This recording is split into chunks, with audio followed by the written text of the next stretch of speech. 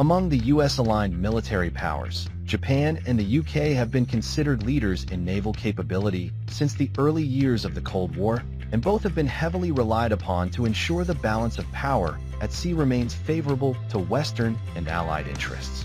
Since the end of the Cold War, the two navies have evolved along opposite trajectories, with Japan continuing to expand its capabilities and maintaining one of the world's largest fleets, while the size of the UK's fleet has shrunk dramatically.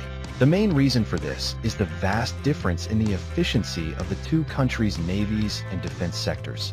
Although the UK spends more on its armed forces than Japan, and both have similar levels of purchasing power, the UK's Royal Navy is inferior to the Japan Maritime Self-Defense Force, the official name of the country's navy, in almost every performance metric. Looking at destroyers, which form the backbone of all major navies in the world, Japan has the world's third-largest destroyer fleet at 44, while the UK has just 6. Although the British had a much larger fleet of 13 destroyers at the end of the Cold War, and originally planned to deploy 12 modern Type 45-class destroyers to replace them, budget constraints and the sheer cost of the Type 45s led to the fleet being reduced to 9 and eventually to 6. The Japanese destroyer fleet is larger than the entire European destroyer fleet combined, including the British. Not only is the Japanese fleet larger, but its ships are overall far more sophisticated and capable than their British counterparts.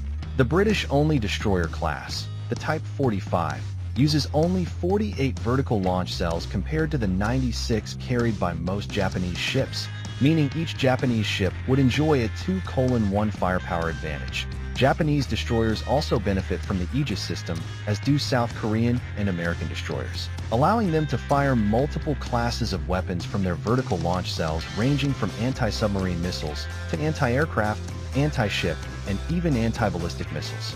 This contrasts with the Type 45, which uses a much older form of vertical launch system that is far less versatile and can only fire Aster 15 and Aster 30 surface-to-air missiles.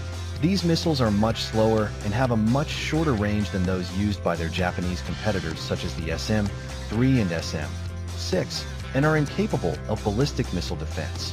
Indeed, at 1,200 kilometers, the latest SM-3 variant has an engagement range 10 times that of the British Aster 30.